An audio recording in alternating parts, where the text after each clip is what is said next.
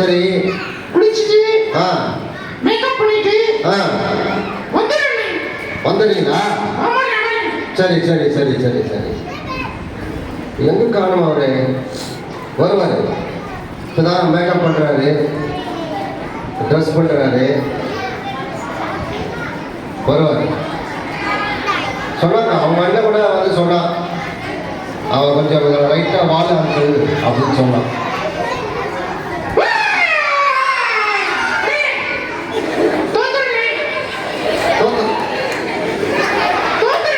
தோத்துறேன் தம்பி.